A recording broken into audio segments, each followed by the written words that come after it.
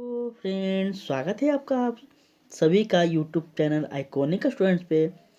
बच्चों, आज जो हम लोग बात करेंगे वो है आपका मॉडर्न पेपर साइंस का। हम लोग मॉडर्न पेपर का आज हम लोग बात करेंगे, ठीक है। तो जो भी बच्चे बोर्ड एग्ज़ाम का तैयारी कर रहे हैं, जो भी बच्चे BSCB 2023 देने वाले हैं, उन सभी के लिए यह सेशन बहुत इंपॉर्टेंट होने वाला है। उनके लिए हम एक प्रयास कर रहे हैं कि मॉडर्न पेपर तो सभी बच्चे के पास होगा, लेकिन मॉडर्न पेपर को हम एक सॉल्यूशन करके आपको दे रहे हैं ताकि आपको ज़्यादा परेशानी ना हो, ज़्यादा भटकना ना पड़े और आप आसानी से इस लेक्चर के माध्यम से अपना सारा पूरा टोटल ऑब्जेक्टिव को आप कवर कर सकें, समझ सकें, अपने माइंड में बैठा सकें। क्योंकि ये बच्चे बिहार बोर्ड ऑफिशियल वेबसाइट द्वारा यह जारी किया गया है, बिहार बोर्ड के द्वारा। तो आप इसको बहुत ही ध्यान से समझिएगा और यहाँ से आपको लगभग एग्ज़ाम में क्वेश्चन आने की 100% संभावना है, क्योंकि यह बिहार बोर्ड के द्वारा ऑफिशियल जारी की गई है, इसलिए इसको पढ़ना बहुत ही ज़रूरी है। ठीक है बच्चे, तो चलिए हम लोग आगे स्टार्ट करते हैं। एक एक करके सारा हम लोग क्वेश्चन को समझेंगे और उसका हम लोग बात करेंगे, ठीक है। तो सारा हम लोग क्वेश्चन को समझेंगे और देखेंगे क्या है। इससे पहले आपको बता दें बच्चे कि अगर आप लोग बच्चे नहीं जानते हैं तो याद रखिएगा, टोटल आपको 80 क्वेश्चन रहेगा ऑब्जेक्टिव, सिर्फ ऑब्जेक्टिव, जिसमें आपको टोटल 40 मार्क्स का सही करना है, ठीक है। तो वो बच्चे जो घबरा रहे हैं बिल्कुल भी ना घबराएं। आपको 80 पे फोकस नहीं करना है, आपको फोकस करना है ओनली फॉर 40, ठीक है।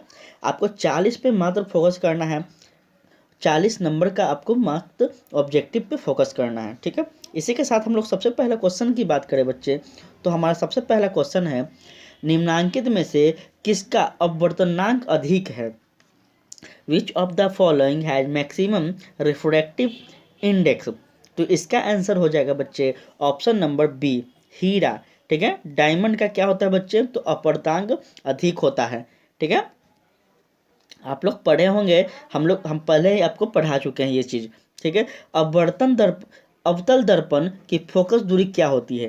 तो ये सभी को पता होगा बच्चे कि अवतल दर्पण की फोकस दूरी क्या होती है, ठीक है। तो इसका फोकस दूरी होता है बच्चे आपका ऑप्शन ए, जो कि ऋणात्मक होता है। क्या होता है? निगेटिव होता है, ठीक है। आगे है क्वेश्चन नंबर 3, किसी लेंस में मुख्य फोकस की संख्या कितनी होती है? पूछ रहा है कि मतलब सामान्यतः किसी भी लेंस में, क्वेश्चन को समझिएगा ना, क्वेश्चन को समझिएगा तो उसी में आंसर कहीं ना कहीं छुपा हुआ रहता है। किसी भी लेंस में मुख्यतः फोकस की संख्या कितनी होती है, ठीक है। तो इसका ऑप्शन ना हो जाएगा आपका बी, ठीक है। क्या हो जाएगा कि किसी भी लेंस में सामान्यतः फोकस की संख्या 2 होती है। याद रखिएगा, ये सब बहुत इंपॉर्टेंट है। अभी तक आप लोग लेक्चर को, वीडियो को शेयर नहीं किए हैं तो प्लीज़ बच्चे शेयर कर दीजिए, ताकि उन सभी बच्चों तक पहुंच जाए जो इस बार बोर्ड एग्ज़ाम देने वाले हैं, जो मॉडर्न पेपर निकाल चुके हैं। उन सभी बच्चों तक यह सॉल्व हो जाए, यह बात पहुंच जाए कि यहाँ पे समझाया जा रहा है। तो आप लोग प्लीज़ ज़्यादा से ज़्यादा शेयर करें ताकि सभी बच्चे को यह डाउट क्लियर हो जाए। पूछ रहा है क्वेश्चन नंबर 4, दाढ़ी बनाने में कौन सा दर्पण का उपयुक्त होता है? जब दाढ़ी बनाई जाती है तो उस समय जो हम सामने में ऐना रखते हैं बच्चे, उस कौन सा ऐना का हम लोग यूज करते हैं, ये आपसे पूछ रहा है। तो इसका हो जाएगा बच्चे ऑप्शन नंबर बी, अवतल दर्पण का, ठीक है। किसका यूज करते हैं? कनकेव मिरर, ठीक है। 5वां क्वेश्चन, अवतल दर्पण की फोकस दूरी एफ एवं उसकी वक्रता त्रिज्या आर है, तो इसके बीच का संबंध क्या होगा? ठीक है, बहुत इंपॉर्टेंट है। पूछ रहा है दोनों के बीच के संबंध, ठीक है। तो इसका क्या हो जाएगा बच्चे? इसका हो जाएगा आपको F इक्वल टू R/2, ठीक है। F यहाँ पे देखिए F और R/2 कर देना है। आपका आंसर इसी में छिपा हुआ है। थोड़ा सा बस दिमाग लगाइएगा ना, हर चीज़ को सॉल्व कर पाइएगा। निम्नलिखित में से किसी लेंस को अभिसारी लेंस कहते हैं, ठीक है। निम्नलिखित में से किस लेंस को अभिसारी लेंस कहते हैं, जरा बताइए आप लोग। तो इसका ऑप्शन हो जाएगा आपका बी, ठीक है।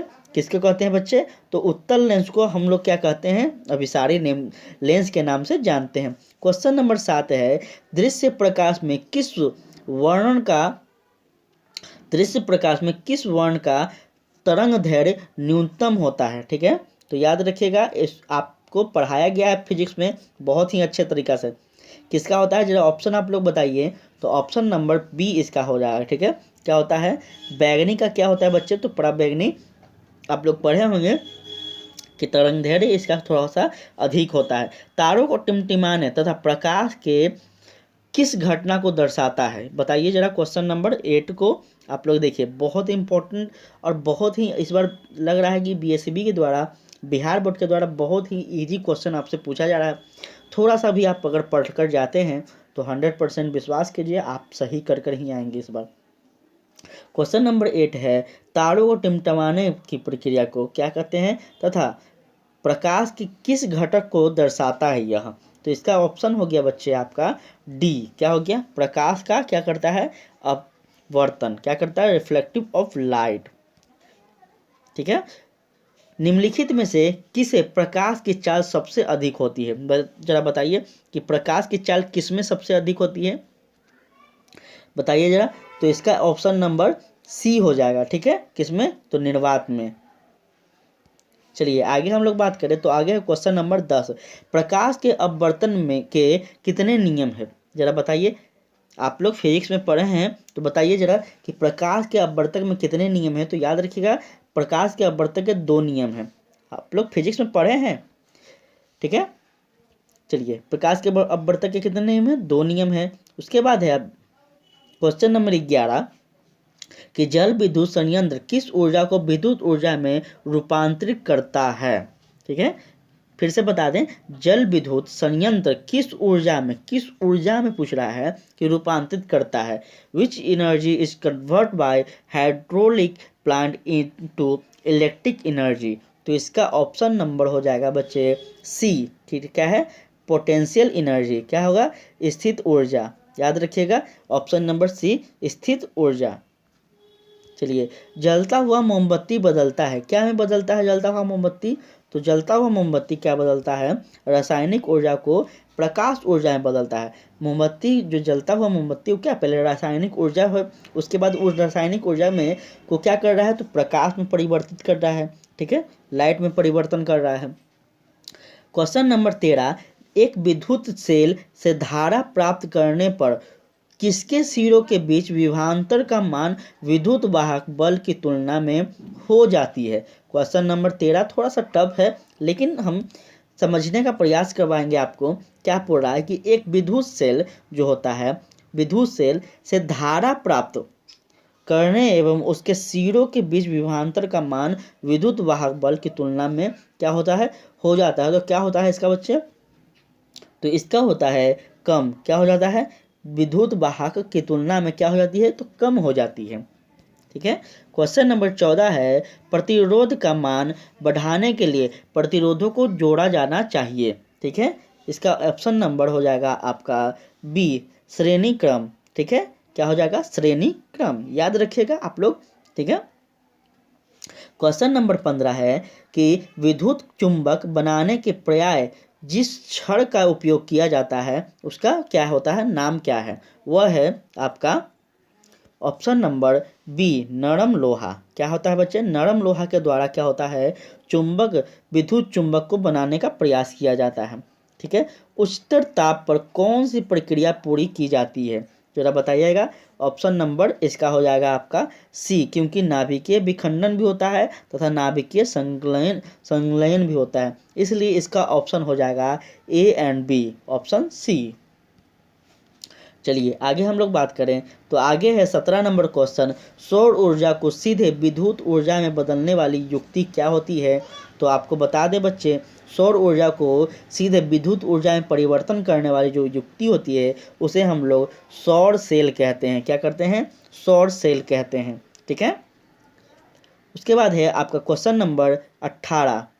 ठीक है, जो है क्या, तो पवन विद्युत जनित्र में पवन की चाल कम से कम कितनी होती है। तो आपको बता दें बच्चे कि पवन की जो चाल होती है वो कितनी होती है, तो होती है इसमें से 150 किलोमीटर पर आवर तथा इन सभी में से होते हैं, इसलिए इसका क्या हो जाएगा, इसका ऑप्शन आपको हो जाएगा डी, इनमें से कोई नहीं, क्योंकि इसका जो होता है वह 150 किलोमीटर पर आवर की रफ्तार से होती है, इसलिए इसमें से ऑप्शन कोई नहीं है, आपको डी चुनना है। ठीक है।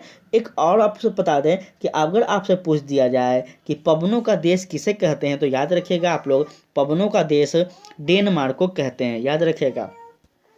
क्वेश्चन नंबर 19 है बच्चे आपके सामने, जो कि सेल का विद्युत वाहक बल है। तो क्या है इसका, सेल का विद्युत वाहक बल क्या है, तो सेल का विद्युत वाहक बल है आपको बी।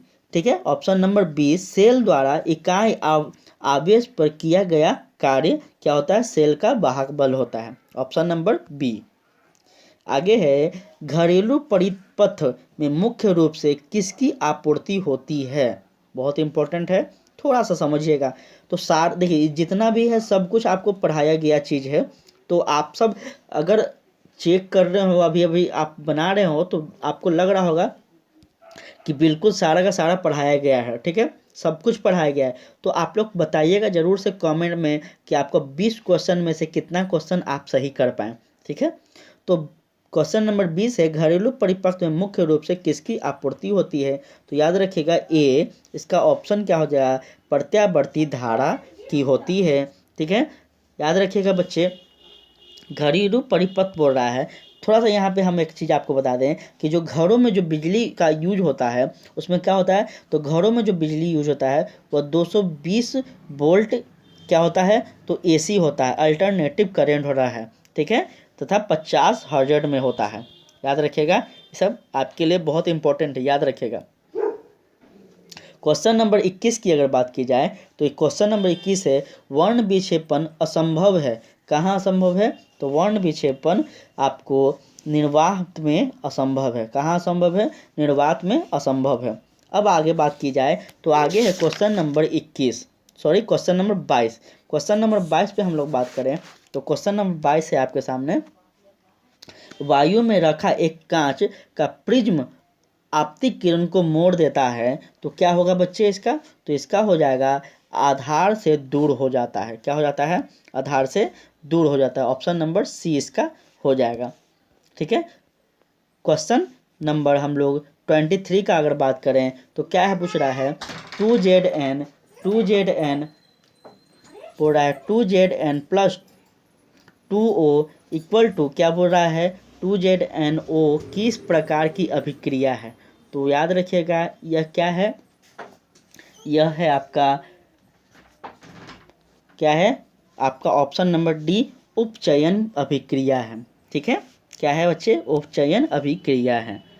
ठीक है, क्वेश्चन नंबर हम लोग 24 की अगर बात करें तो 24 आपका यहाँ है कि खाने वाला सोडा का रासायनिक सूत्र क्या होता है, याद रखिएगा, खाने वाला सोडा का रासायनिक सूत्र होता है बच्चे NaCHO3, मतलब आपका ऑप्शन नंबर ए सही होगा।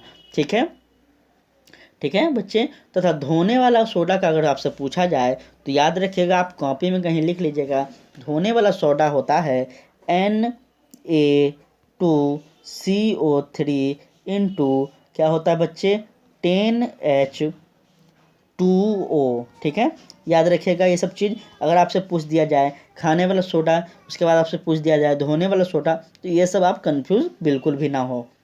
क्वेश्चन नंबर 25 की अगर बात की जाए तो कमरे के ताप पर द्रव्य अवस्था में रहने वाली धातु क्या होती है, तो इसका होता है बच्चे, इसका पारा होगा, क्या होगा, पारा। ठीक है, ऑप्शन नंबर बी, जिसे हम लोग इंग्लिश में मरकरी भी कहते हैं। क्वेश्चन नंबर 26 है कि आवर्त सारणी के शून्य समूह का तत्व कौन है। ठीक है, आवर्त सारणी का शून्य समूह कौन है, तो इसका है क्या है, He अर्थात हीलियम, ऑप्शन नंबर बी इसका होगा।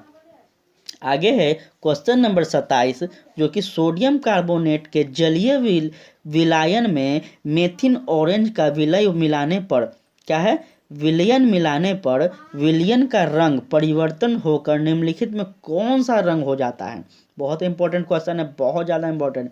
पूछ रहा है कि सोडियम कार्बोनेट में जलीय विलय हो जाने के बाद जो मेथिन ऑरेंज है, ठीक है, मेथिन ऑरेंज का फिर विलयन मिलाने पर, ठीक है, डबल मिलियन पर हो रहा है, डबल मिश्रण पर हो रहा है, तो मिलियन के रंग परिवर्तन होने पर कौन सा रंग हो जाता है? तो याद रखिएगा बच्चे, ये कौन सा रंग हो जाएगा? आपका गुलाबी रंग हो जाएगा। ठीक है, क्या हो जाएगा? गुलाबी रंग हो जाएगा। चलिए आगे हम लोग बात करें तो आगे क्वेश्चन नंबर 28। क्वेश्चन नंबर 28 क्या पूछ रहा है? ग्लोबल वार्मिंग के लिए उत्तरदायी गैस निम्नलिखित में से कौन है? आप ग्लोबल वार्मिंग के उत्तरदायी गैस किसको समझते हैं, बताइए जरा। तो इसका ऑप्शन नंबर आपको देखने को मिलेगा, जो कि क्या है बच्चे? आपका ऑप्शन नंबर बी CO2 देखने को मिलेगा। ठीक है, ठीक है, क्या है? CO2 देखने को मिलेगा। आगे है, गंधक का परमाणु संख्या क्या होता है?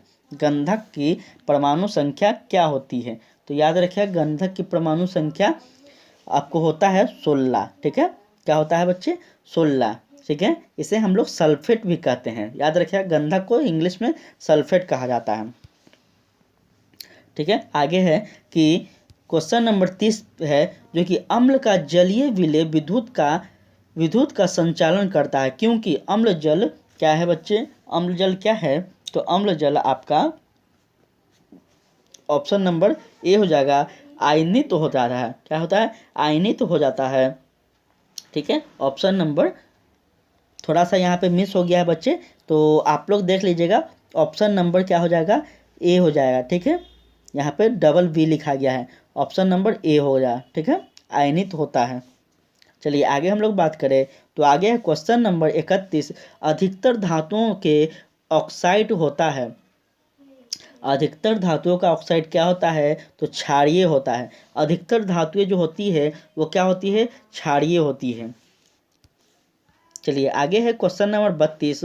सोने में निम्नलिखित में से कौन सी धातु मिलाकर मिश्र धातु तैयार की जाती है? बहुत इंपॉर्टेंट है हम। ठीक है, क्वेश्चन नंबर 32 है, सोने में जो कौन सा धातु है जो मिलाकर मिश्र धातु बनाया जाता है? तो याद रखिएगा, इसका ऑप्शन नंबर हो जाएगा आपका ए। क्या है? Cu। चलिए आगे है आपका question number 33। NaCl plus AgNO3 by क्या कर रहा है बच्चे? बटा AgCl प्लस NaNO3 निम्नलिखित में से किस प्रकार की अभिक्रिया है? तो आपको बता दें बच्चे, ये इम्पोर्टेंट है। जो भी बच्चे केमिस्ट्री, ऑर्गेनिक केमिस्ट्री पढ़े होंगे उनके समझ में बिल्कुल आ जाएगा ये चीज़ कि यह अभिक्रिया किसकी है। तो यह अभिक्रिया आपको है बच्चे संयोजक अभिक्रिया। क्या है? कॉम्बिनेशन। क्या कर रहा है? कॉम्बिनेशन कर रहा है। Question number 34। सिलिकॉन है। सिलिकॉन क्या है बच्चे? तो सिलिकॉन क्या है? सिलिकॉन है आपका एक उपधातु है। ठीक है, सिलिकॉन क्या है? एक उपधातु है। अगर पूछा जाए कि सिलिकॉन की जो है, सिलिकॉन की परमाणु संख्या कितनी होती है, तो याद रखिएगा बच्चे, सिलिकॉन की परमाणु संख्या 14 होती है। याद रखिएगा आप सब। आपके लिए थोड़ा सा मुझे जो लग रहा है मैं वो भी बता रहा हूँ कि आगे अगर चलकर आपको क्वेश्चन इस टाइप का पूछा जाए तो आप हल कर पाएँ। क्वेश्चन नंबर 35 है बच्चे, वे तत्व जिनके बाहरी सेल पूर्ण भरे होते हैं तो कहलाते हैं, वो क्या कहलाते हैं बच्चे? तो वो कहलाते हैं उत्कृष्ट गैस। क्या कहलाते हैं? उत्कृष्ट गैस। तो इसका ऑप्शन आपका डी हो जाएगा। ठीक है, आगे है क्षारीय। क्षारीय का रासायनिक सूत्र होता है। क्षारीय का रासायनिक सूत्र क्या होता है? तो क्षारीय का रासायनिक सूत्र होता है CaCO3, अर्थात इसका ऑप्शन डी हो जाएगा। चलिए आगे है क्वेश्चन नंबर 37। निम्नांकित में से कौन सबसे अधिक अम्लीय ऑक्साइड है? ठीक है, कौन सबसे अधिक अम्लीय ऑक्साइड है? तो इसका हो जाएगा CO2। ठीक है बच्चे, ऑप्शन Ca2 हो जाएगा, मतलब ए इसका सही ऑप्शन होगा। ठीक है, आगे है 38 क्वेश्चन नंबर, निम्नलिखित में से कौन एल्काइन है? एल्काइन, एल्कान, एल्कान ये सब पढ़े होंगे आप लोग केमिस्ट्री में। ठीक है, तो क्या है बच्चे? क्वेश्चन नंबर 38 का ऑप्शन क्या हो जाएगा आपका? तो इसका हो जाएगा C2H2। ठीक है, ऑप्शन नंबर सी इसका सही आंसर होगा। आगे हम लोग बात करें 39 आंसर का, 39 क्वेश्चन का, तो इसका है CH3 - O - C2H5 का यूपीए नाम क्या होता है? तो याद रखिएगा इसका क्या होता है बच्चे, इसको क्या हम लोग बोलते हैं? तो इसको हम लोग बोलते हैं, क्या बोलते हैं? एथिक मेथिक ईंधन। क्या बोलते हैं? एथिन मेथिन ईंधन। याद रखिएगा। इसी के साथ आपका ऑप्शन बी सही होगा। ठीक है, आगे हम लोग क्वेश्चन 40 की बात करें, 40 की बात करें, तो निम्न में से कौन यौगिक ईंधन के रूप में इस्तेमाल किया जाता है? ठीक है, यौगिक ईंधन के रूप में इस्तेमाल किया जाने वाला कौन सा ऐसा गैस है, पूछ रहा है बच्चे। तो आप बिल्कुल इसमें बता पाएंगे। इसका ऑप्शन है एथोनॉल। एथोनॉल क्या है बच्चे? तो एथोनॉल एक प्राकृतिक गैस है, प्राकृतिक ईंधन है। ठीक है, इसी के साथ आपका 40 क्वेश्चन यहाँ पे सॉल्व हो चुका है। आप कमेंट में ज़रूर बताइएगा बच्चे कि इस 40 ऑब्जेक्टिव में से आप कितनी चीज़ को सही कर पाएँ, क्योंकि हम बार बार बता रहे हैं बच्चे आपको मात्र 40 नंबर सही करना है टोटल 80 में से। तो अभी तक हम लोग 40 की क्रॉस कर चुके हैं। आप बताइए कि इन 40 में से आप कितना सही कर पाए हैं। ठीक है, इसी के साथ 41 क्वेश्चन की बात किया जाए तो सोडियम हाइड्रोक्साइड जिंक के अभिक्रिया करने की निम्नलिखित में से कौन सा उत्पादन बनाता है? तो आपको बता दें बच्चे, यह क्या करता है, यह आपको क्या बनाता है? तो option number B Na2ZNO2 plus H2 क्या करता है? ऑप्शन नंबर बी है। ठीक है, ऑप्शन 42 क्वेश्चन की अगर बात की जाए तो 42 क्वेश्चन है धोबिया सोडा का रासायनिक सूत्र क्या है? अभी हम 2 मिनट पहले बताएं बच्चे आपको कि धोबिया सोडा आपसे पूछा जा सकता है और यहाँ पे आपको क्वेश्चन मिल गया है। धोबिया सोडा का रासायनिक सूत्र क्या होता है? तो याद रखिएगा बच्चे, धोबिया सोडा का रासायनिक सूत्र होता है ठीक है, क्या होता है? ऑप्शन नंबर आपका है ए। ठीक है, Na2CO3 इंटू 10H2O। ठीक है, इसका ऑप्शन नंबर ए सही होगा। आगे बात की जाए तो क्वेश्चन नंबर 43 है, जिसमें अम्ल राज्य में सांद्र NH3 और सांद्र CHL का अनुपात होता है। तो इसका अनुपात क्या होता है? याद रखिएगा, यहाँ 3 है और यहाँ 1। ठीक है, तो इसका अनुपात क्या हो जाएगा बच्चे? इसका अनुपात हो जाएगा आपका ऑप्शन नंबर ए 1:3। ठीक है, 1:3 इसका आंसर हो जाएगा। क्वेश्चन नंबर 44 किस अभिक्रिया में भाग लेने वाले पदार्थ कहलाते हैं? किसी अभिक्रिया में भाग लेने वाले पदार्थ क्या कहलाते हैं? तो किसी अभिक्रिया में भाग लेने वाले पदार्थ कहलाते हैं बच्चे अभिकारक। क्या कहलाते हैं? ऑप्शन नंबर बी कहलाते हैं, जो कि रिएक्टेंट हैं। ठीक है, आगे है 45 क्वेश्चन, निम्नलिखित में से कौन अम्लीय ऑक्साइड है? बहुत इंपॉर्टेंट क्वेश्चन है बच्चे कि निम्नलिखित में से कौन अम्लीय ऑक्साइड है। तो अभी हम ऊपर वाले में आपको बताए हैं कि क्या है, SO2 क्या है, अम्लीय ऑक्साइड है। उसके बाद है 46 क्वेश्चन, जो कि क्या पूछ रहा है आपसे? तो आपसे पूछ रहा है बच्चे निम्नलिखित में कौन सा पदार्थ जलीय घोल लाल लिटमस पत्र के नीला कर देता है? बहुत इंपॉर्टेंट क्वेश्चन है। कौन ऐसा पदार्थ है जो जलीय घोल लाल लिटमस को नीला कर देता है? ठीक है, तो इसका ऑप्शन नंबर बी आपको क्षार हो जाएगा। ठीक है, क्षार क्या होता है? वह लाल लिटमस को नीला कर देता है। क्वेश्चन नंबर 47 की अगर बात की जाए तो स्वस्थ शरीर का सामान्य पीएच मान कितना होता है? तो याद रखिएगा, स्वस्थ शरीर का किसी भी सामान्य व्यक्ति का, सभी का जो स्वस्थ व्यक्ति है, स्वस्थ शरीर का सामान्य पीएच मान होता है, वो होता है आपको क्या होता है बच्चे? तो वो होता है 7 से 7 पॉइंट से लेकर 8 पॉइंट तक होता है किसी भी व्यक्ति का पीएच मान। ठीक है, 7 से 8 के आसपास। आगे बात की जाए 48 क्वेश्चन की, तो निम्नांकित यौगिकों में कौन जल के विलय है? ठीक है, कौन क्या है? कौन जल के विलय है, जल में विलय है, सॉरी, जल में विलय करता है। जल में कौन सा ऐसा कार्बनिक है जो जल में घुल जाता है? तो इसका आपको हो जाएगा बच्चे आपका कार्बन डाइऑक्साइड पूछ रहा है, बेंजीन है, ग्लूकोज है, मीथेन है। ठीक है, तो इसमें थोड़ा सा मैं शायद मुझे याद नहीं आ रहा है, मैं थोड़ा यहाँ पे कंफ्यूज हूँ। कार्बन डाइऑक्साइड है, बेंजीन है, ग्लूकोज है और मीथेन है। तो इसमें थोड़ा सा मुझे डाउट हो रहा है बच्चे। एक बार आप लोग देख कर ज़रा कॉमेंट में हमें भी बता दीजिएगा। मैं अभी थोड़ा सा देख नहीं पा रहा हूँ, याद नहीं मुझे आ रहा है। किसी बच्चे को याद हो, किसी बच्चे को आता हो तो आप लोग कमेंट में ज़रूर बता दीजिएगा। ये 48 नंबर क्वेश्चन आपके लिए मैं छोड़ रहा हूँ। देखिए, जो चीज़ हम कंफर्म नहीं रहेंगे वो चीज़ हम आपको नहीं बताएंगे, याद रखिएगा, क्योंकि गलत चीज़ हम नहीं बताते हैं। ठीक है, तो याद रखिएगा, इसमें हम कंफर्म नहीं है बच्चे, उसके लिए क्षमा चाहते हैं। आप लोग एक बार प्रयास कीजिएगा। क्वेश्चन नंबर 9 की अगर बात की जाए तो क्वेश्चन नंबर 9 है, निम्नांकित में कौन क्या है, कौन अम्ल अम्ल गम है। ठीक है, कौन सा ऐसा चीज है जो अम्ल गम है। तो याद रखिएगा 49 का आपका सी हो जाएगा। क्या हो जाएगा, ऑप्शन नंबर सी। ठीक है, निम्नांकित में से कौन सी धातु जिंक सल्फेट के विलय से जिंक को विस्थापित कर सकती है। तो इसका हो जाएगा नॉर्मल, ये ऑप्शन नंबर सी आपका है, नॉर्मल क्वेश्चन है। ठीक है, कॉपर क्या है, कॉपर हो जाएगा। 51 अगर क्वेश्चन की हम लोग बात करें, देखिए अभी तक हम लोग 50 क्वेश्चन सॉल्व कर चुके हैं। ठीक है, जिसमें से लगभग तो हम सब आपको बता दिए, मात्र एक 48 क्वेश्चन हमको नहीं, थोड़ा सा हमको आइडिया नहीं हो रहा था, याद नहीं आ रहा था, तो हम आप लोग इसको देख लीजिएगा। ठीक है बच्चे, 51 क्वेश्चन की बात की जाए तो ऑक्सीजन युक्त रक्त को हृदय से शरीर के विभिन्न भागों में ले जाने की रक्तवाहिनी कहलाती है। क्या कहलाती है, तो यह कहलाती है धमनियाँ। क्या कहलाती है, धमनियाँ। धमनियाँ क्या कहलाती है बच्चे, तो रक्तवाहिनी को बढ़ाती है, रक्तवाहिनी को आगे की ओर ले जाती है।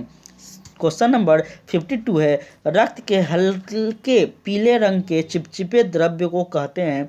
तो क्या कहते हैं, याद रखिएगा, इसको कहते हैं आपको प्लाज्मा। क्या कहते हैं, प्लाज्मा। प्लाज्मा क्या होता है बच्चे, हमारे रक्त में प्लाज्मा का कितना प्रतिशत होता है, तो याद रखिएगा हमारे रक्त में प्लाज्मा 55% होता है। याद रखिएगा, ये सब आपके लिए इंपॉर्टेंट है। 55% हमारे रक्त में क्या होती है, प्लाज्मा होती है। प्लाज्मा क्या होती है, हल्के पीले रंग के होते हैं तथा चिपचिपा होता है यह। ठीक है, 53 नंबर क्वेश्चन है, किन पौधे की पत्तियां का स्टोमाटा अनुपस्थित होती है। ठीक है, किन पत्तियों का स्टोमाटा अनुपस्थित होती है, तो आपको बता दें बच्चे, ये होता है आपका ऑप्शन नंबर ए। ठीक है, जीरोफाइट्स की जो है पत्तियां हैं उसमें स्टोमाटा अनुपस्थित होती है। याद रखिएगा ये सब बातें। 54 क्वेश्चन नंबर है, किण्वन प्रक्रिया पाई जाती है। किण्वन क्रिया किसमें पाई जाती है, तो याद रखिएगा इसका ऑप्शन नंबर ए ईस्ट में होता है। क्या होता है, ईस्ट में होता है। ठीक है, पूर्ण विकसित अंडाशय कहलाती है। क्या कहलाती है, जो अधूरा पूर्ण विकसित हो गई है, पूरी तरह से विकसित हो चुकी है, वो क्या कहलाता है, तो हम आपको बताए थे पहले, हम जब पढ़ाए हैं बायोलॉजी तो आपको हम बताए हैं वो क्या कहलाती है, तो वो कहलाती है आपको फल। ठीक है, क्या कहती है, वो फल देती है। जब पूरी तरह से अंडाशय विकसित हो जाएगी तो फिर क्या करेगी, वो फल तो देने के लिए आगे बढ़ेगी ना, फल देगी। ठीक है, तो चलिए आगे है, ग्लूकोज का रासायनिक सूत्र क्या होता है। बहुत इंपॉर्टेंट है, रासायनिक सूत्र जितना भी है सब कुछ आप लोग रट लीजिएगा बच्चे, क्योंकि यह केमिस्ट्री में कुछ भी क्वेश्चन नहीं होता है। केमिस्ट्री में जो भी ऑब्जेक्टिव होता है वो कहीं ना कहीं यही ऑब्जेक्टिव, यही सब होता है।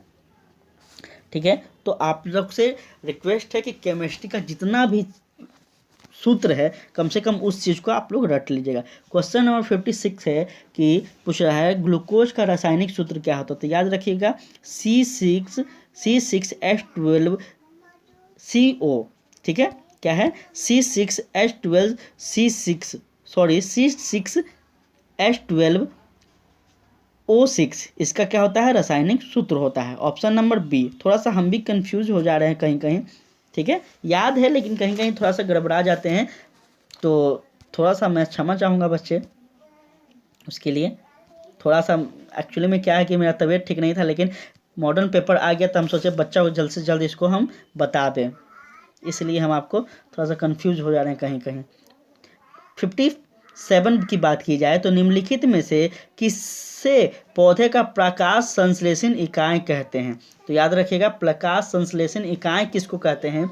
तो आपका हो जाएगा 57 का ऑप्शन नंबर ए। ठीक है, क्लोरोप्लास्ट को क्या कहते हैं? तो प्रकाश संश्लेषण का इकाई कहते हैं। ठीक है, क्लोरोप्लास्ट। क्लोरोफिल को आप लोग टिक बिल्कुल भी मत मार दीजिएगा। क्लोरोफिल क्या करता है? तो क्लोरोफिल क्या करता है बच्चे? क्लोरोफिल पौधा को क्या करता है? तो हरा, पौधा के जो पत्तियों को हरा रखने का प्रयास करता है। ठीक है, याद रखिएगा।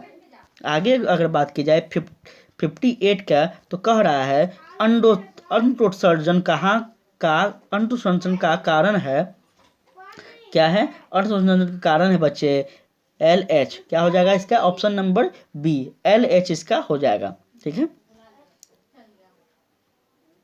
उसके बाद अगर 59 क्वेश्चन की हम लोग बात करें तो निम्नलिखित जीवों में किस में अलेलिक जनन द्विखंडन द्वारा नहीं होता है? ठीक है, अलेलिक जनन क्या होता है? जब बायोलॉजी आपको पढ़ाया गया था तो आप पढ़े होंगे अलेलिक जनन ये क्या होता है, लेलिक जनन, अलेलिक जनन क्या होता है। तो अलेलिक जनन की बात कर रहा है तो इसमें आपका ऑप्शन नंबर सी यीस्ट हो जाएगा। ठीक है, इसका ऑप्शन नंबर सी हो जाएगा सही। प्रकृति में ऑक्सीजन का संतुलन कैसे बना रहता है? बताइए जरा, प्रकृति में ऑक्सीजन का संतुलन कैसे बना रहता है? तो याद रखिएगा, ऑक्सीजन का संतुलन प्रकाश संश्लेषण के कारण बना हुआ रहता है। ठीक है बच्चे, आगे हम लोग बात करें तो आगे है क्वेश्चन नंबर 61, जिसमें भोजन के पाचन में निम्नलिखित में से किस रस की भूमिका होती है? तो याद रखिएगा, भोजन के पाचन में आपको जो इसमें रहता है उसमें पित्त रस का भी इम्पोर्टेंट है, अग्नाशय का भी इम्पोर्टेंट रोल है, आद्र रस का है। तो इसका ऑप्शन नंबर डी इनमें से सभी हो जाएगा। ठीक है, क्योंकि ये सभी का भूमिका महत्वपूर्ण है। ट्रिप्सन नामक एंजाइम पाया जाता है। ट्रिप्सन नामक एंजाइम कहाँ पाया जाता है बच्चे? तो ट्रिप्सन नामक एंजाइम आपको कहाँ पाया जाता है? जठर रस में पाया जाता है। कहाँ पाया जाता है? जठर रस में। ठीक है, यह कहाँ होता है? तो हमारे पेट के अंदर में होता है, पेट में यह पाया जाता है, यह हार्मोन्स जठर रस। ठीक है, ऑप्शन नंबर डी इसका सही आंसर होगा। उसके बाद अगर बात की जाए तो क्वेश्चन नंबर 63 है, आहार नाल का सबसे लंबा भाग कौन सी है? तो याद रखिएगा, आहार नाल का सबसे लंबा भाग आपका छोटी आंत है, जिसका लगभग 8 से 10 मीटर क्या होती है? लंबाई होती है। ठीक है, याद रखिएगा बच्चे। 64 क्वेश्चन की बात की जाए तो 64 क्वेश्चन है आपका, मनुष्य में पाचन क्रिया का आरंभ कहाँ से होता है? ठीक है, मनुष्य में पाचन क्रिया का आरंभ कहाँ से होता है? तो इसका ऑप्शन नंबर बी हो जाएगा आपका, मुख गुहा से होता है। क्या होता है बच्चे? मुख गुहा से होता है, जो कि क्या करता है? कार्बोहाइड्रेट पाचन होता है। क्या होता है? कार्बोहाइड्रेट का पाचन होता है। उसके बाद अगर बात की जाए तो क्वेश्चन नंबर 65 है। ठीक है, क्वेश्चन नंबर 65 क्या पूछ रहा है हमसे? तो क्वेश्चन नंबर 65 पूछ रहा है, निम्नलिखित में से कौन सा वसा के पाचन में सहायक होता है? कौन सा ऐसा है जो वसा के पाचन में सहायक होता है? तो इसका ऑप्शन हो जाएगा आपका बी, लाइपेज। ठीक है, लाइपेज क्या हो जाएगा बच्चे? तो वसा का सहायक में पाचन की अभिक्रिया को क्या करता है? सहयोग करता है। आगे हम लोग बात की जाए तो आगे है 67, ओजोन परत क्या है? ओजोन परत हम क्या है बच्चे? तो ओजोन परत है आपका, ठीक है, ओजोन परत क्या है? ओजोन परत है आपका लाभदायी। ठीक है, हमारे लिए क्या है? ओजोन परत लाभदायी होता है। ठीक है, आगे बात की जाए तो आगे है, ठीक है, ओजोन का सूत्र अगर आपको पूछा जाए कभी एग्जाम में तो ओजोन का सूत्र याद रखिएगा बच्चे, इसका होता है O3। ठीक है, O3 इसका सूत्र होता है ओजोन का, लिख लीजिएगा कहीं पे। 68 क्वेश्चन की बात की जाए तो निम्नलिखित में से कौन फूल में नर प्रजनन का अंग है? ठीक है, 68 क्वेश्चन आपसे पूछ रहा है तो इसका हो जाएगा क्या हो जाएगा? ऑप्शन नंबर ए, पुंकेसर। ठीक है, ऑप्शन नंबर ए। आगे है ऑप्शन 69 क्वेश्चन, पौधे में श्वसन क्रिया के अंतर्गत ATP के टूटने की से कितनी ऊर्जा मुक्त होती है? बहुत इंपॉर्टेंट है, जो पौधे में श्वसन होता है उसके अंतर्गत ATP होता है जो टूटता है, उसका क्या होता है? कितनी ऊर्जा मुक्त होती है? तो इसका आपका हो जाएगा बच्चे ऑप्शन नंबर ए। ठीक है, ऑप्शन नंबर ए हो जाएगा। आगे बात की जाए तो आगे है आपका क्वेश्चन नंबर 70।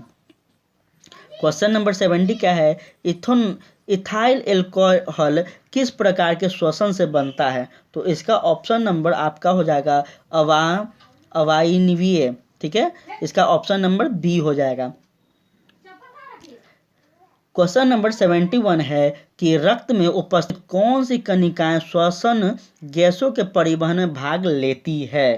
ठीक है, क्या पूछ रहा है कि रक्त में उपस्थित जो कौन सी कणिकाएं है जो श्वसन के गैस में परिवहन में भाग लेती है? तो इसका हो जाएगा बच्चे आपका ऑप्शन नंबर ए लाल रक्त कणिकाएं, जिसे हम लोग क्या कहते हैं? तो जिसे हम लोग रेड ब्लड सेल भी कहते हैं। ठीक है, रेड ब्लड सेल। यह इसका जीवन काल अगर पूछा जाए तो इसका जीवन काल कितना होता है बच्चे? तो 120 दिन का इसका जीवन काल होता है, इसका लाल रक्त कणिकाएं का। ठीक है, क्वेश्चन नंबर 72 है पादप अपशिष्ट जमा होता है। पादप अपशिष्ट जमा होता है कहाँ होता है? तो पत्तियों में भी होती है, छाल में भी होती है, कोशिकीय रक्तियाओं में तथा सभी में होती है। इसलिए इसका क्या हो जाएगा बच्चे? तो ऑप्शन नंबर डी इनमें से सभी हो जाएगा। ठीक है, इसमें क्या हो जाएगा? ऑप्शन नंबर डी इसमें सभी सही हो जाएगा। उसके बाद बात की जाए तो 73 क्वेश्चन नंबर है, क्या पूछ रहा है आपसे कि मनुष्य की आहार नाल का कौन सा भाग किसी एंजाइम को स्रावित नहीं कर सकता? ठीक है, क्या बोल रहा है? क्वेश्चन नंबर 70 का मनुष्य की आहार नाल का कौन सा भाग किसी एंजाइम को स्रावित नहीं कर सकता? तो इसका आपका हो गया बच्चे कि ग्रास नली को क्या कर सकता है? ग्रास नली को स्रावित नहीं कर सकता है। ठीक है, कोई दिक्कत हो रहा हो बच्चे तो आप लोग बताइएगा, हम पूरा प्रयास कर रहे हैं कि आपको हर चीज़ का सॉल्यूशन कर दें। और कल से याद रखिएगा बच्चे, आपके लिए वेरी वेरी इंपॉर्टेंट क्वेश्चन हम कल से ला रहे हैं, जो कि 10 से 15 साल पुराना पूरा आपको क्वेश्चन बैंक से सारा 10 से 15 साल का पुराना जितना भी क्वेश्चन है सारा क्वेश्चन को रिवाइज करवाया जाएगा। तो याद रखिए बच्चे, अब यहाँ इतना अगर हम लोग कवर कर लेते हैं 10 से 15 वर्षों का सारा क्वेश्चन को, तो मुझे नहीं लगता है कि आपसे एक भी ऑब्जेक्टिव हो या सब्जेक्टिव हो गलत होगा, क्योंकि इतना तो बिहार बोर्ड के पास नहीं है, मतलब कि वो 10 से 15 साल का क्वेश्चन को दोबारा ना पूछें, इतना तो हो ही नहीं सकता है। तो भरोसा रखिए मेरे पे, हम जो भी कर रहे हैं आपके लिए बहुत ज़्यादा इम्पोर्टेंट चीज़ कर रहे हैं, जो भी मुझे लग रहा है। तो ज़्यादा से ज़्यादा चैनल को सब्सक्राइब करिए बच्चे, लोग को ज़्यादा से ज़्यादा लोगों तक पहुंचाइए। देखिए हम बहुत मेहनत कर रहे हैं, अभी तक आप लोग चैनल को अथी नहीं किए तो, और वीडियो को अभी तक शेयर नहीं किए तो प्लीज़ बच्चे सभी के पास शेयर कीजिए। ठीक है, आपको यहाँ पे जो कुछ भी मिलेगा वो बिल्कुल कंटेंट कम हो सकता है, लेकिन आपको जो भी मिलेगा वो 100% आपके लिए फ़ायदेमंद होगा, ये ऐसा चीज़ मिलेगा। यहाँ पे वो सब फालतू का चीज़ नहीं मिलता है। क्वेश्चन नंबर 74 है, 74 बोल रहा है कि मूत्र की सांद्रता किसकी उपस्थिति पर निर्भर करती है? तो याद रखिएगा, मूत्र की जो सांद्रता है वो किसकी उपस्थिति पर निर्भर करता है? तो ऑप्शन नंबर ए क्या हो जाएगा? ऑप्शन नंबर बी EDH पर क्या करता है? निर्भर करता है, उसकी सांद्रता। ठीक है, construction of urine depends upon the presence of womb, तो किस पे है? तो ADH। चलिए क्वेश्चन नंबर 75 तक हम लोग पहुंच गए हैं। ठीक है, कौन सा हार्मोन पौधा की वृद्धि से संबंधित है? तो इसका ऑप्शन हो जाएगा क्या बच्चे? तो इसका ऑप्शन हो जाएगा एब्सिसिक अम्ल। क्या हो जाएगा? एब्सिसिक अम्ल। इसी के साथ ऑप्शन नंबर डी आपका सही होगा। उसके बाद 76 की बात की जाए तो क्वेश्चन नंबर 76 है, मानव हृदय किस तंत्र का भाग है? तो याद रखिएगा, मानव हृदय आपका जो है वह है ऑप्शन नंबर डी, परिवहन तंत्र का भाग है। रक्त का परिवहन ये करता है, या क्या करता है? परिवहन तंत्र। तो रक्त का क्या करता है? परिवहन करता है। मानव हृदय में जो है वो रक्त का परिवहन करता है, परिवहन तंत्र, इसलिए ऑप्शन नंबर डी होगा आपका। उसके बाद है आपका क्वेश्चन नंबर 77, जीव विज्ञान की वह शाखा जो गुणों के वंशानुक्रोध के अध्ययन से संबंधित है। तो इससे सभी को पता होगा, हम बायोलॉजी में आपको पढ़ाए हैं कि जो गुणों से वंशानुक्रोध को क्या करता है, दर्शाता है, तो उन्हें हम लोग क्या करते हैं, तो उन्हें करते हैं अनुवांशिकी। इसलिए आपका ऑप्शन बी होगा सही। 78 क्वेश्चन नंबर बात की जाए तो श्वसन क्रिया में निम्नांकित में से किस गैस को ग्रहण किया जाता है। तो याद रखिएगा बच्चे, किसे किया जाता है ग्रहण, तो आप याद रखिएगा इसको CO2 को ग्रहण किया जाता है, कार्बन, ठीक है, CO2 को ग्रहण किया जाता है, ठीक है। आगे बात की जाए 79 क्वेश्चन को, CO2 को ग्रहण किया जाता है, O2 को ग्रहण किया जाता है, O2 को ग्रहण किया जाता है और CO2 को छोड़ा जाता है, ठीक है बच्चे। थोड़ा सा क्षमा कीजिएगा, हम ध्यान नहीं दे पाए। आपका ऑप्शन नंबर क्या हो जाएगा, बी इसका सही होगा 78 क्वेश्चन का, ठीक है। 79 की बात की जाए क्वेश्चन नंबर, तो ग्लूकोज में कार्बन के कितने परमाणु होते हैं, ठीक है। ग्लूकोज में कार्बन के कितने परमाणु होते हैं, तो याद रखिएगा इसके कितने होते हैं, तो ऑप्शन नंबर बी इसका 6 परमाणु होता है, ठीक है। ग्लूकोज की अगर आप सूत्र जानना चाहें तो लिख लीजिएगा कहीं पे, इसका सूत्र होता है C6H12, ठीक है, O6, ठीक है, इसका ग्लूकोज का होता है, कहीं पे लिख लीजिएगा आप लोग। आगे है जो हमारा वह अंतिम को प्रश्न है वह है 80 नंबर कि मस्तिष्क में अनैच्छिक क्रियाओं का नियंत्रण केंद्र अवस्थित होता है, वह होता है कहाँ होता है, तो पश्च मस्तिष्क में होता है। कहाँ होता है, पश्च मस्तिष्क, मतलब साइड वाले मस्तिष्क में होता है, ठीक है। मस्तिष्क में अनैच्छिक क्रिया, तो अनैच्छिक क्रियाएं का नियंत्रण केंद्र कहाँ होता है, आपसे पूछा जाए तो याद रखिएगा पंच मस्तिष्क में होता है, ठीक है बच्चे। इसी के साथ हम सारा आपको टोटल 80 क्वेश्चंस जितने भी आपके मॉडल प्रश्न पत्र में थे वो सारा हम आपको सॉल्व करवा चुके हैं। अगर किसी भी बच्चे को यह सेशन अच्छा लगा हो तो प्लीज़ बच्चे आप लोग चैनल को सब्सक्राइब कर दीजिएगा और ज़्यादा से ज़्यादा लोगों तक इसे शेयर कीजिए। यह हमारा टारगेट है बच्चे, कम से कम इसे 5,000 बच्चों तक यह पहुंच पाए, ठीक है। यह टारगेट आपको पुराना है और हम जल्द ही कल के सेशन में आपको क्या करेंगे, तो शॉर्ट और लॉन्ग जो क्वेश्चन आंसर है ये भी आपको क्या करेंगे, एक एक सारा क्वेश्चन सॉल्व करवाएंगे कि कॉपी में आपको कैसे क्वेश्चन का आंसर देना है, किस तरह से देना है कि आपका क्वेश्चन का आंसर सही होगा। क्योंकि ऑब्जेक्टिव तो आप सही से कलर कर लीजिएगा, OMR कैसे भरना है ये हम ऑलरेडी आपको पहले लेक्चर में बता चुके हैं, एक वीडियो ले चुके हैं। अब कॉपी में कैसे लिखना है ये भी हम कल के सेशन में आपको बताएंगे। तो ज़्यादा से ज़्यादा लोगों तक शेयर कीजिए और आप लोग चैनल पर बने रहिए, ठीक है बच्चे, आप सबसे रिक्वेस्ट है। तो इसी के साथ आज का मॉडर्न साइंस का हम टोटल आपको मॉडर्न पेपर कवर करवा चुके हैं। अब आप लोग बार बार रिवाइज करते रहिए, इसको लेक्चर को देखते रहिए और याद करते रहिए। आपको अगर मॉडल पेपर डाउनलोड नहीं हो पा रहा है तो आप टेलीग्राम ज्वाइन कर लीजिए, आपको वहाँ पे PDF मिल जाएगा, ठीक है बच्चे। तो पढ़ते रहिए, हंसते रहिए, मुस्कुराते रहिए। जय हिंद, जय भारत।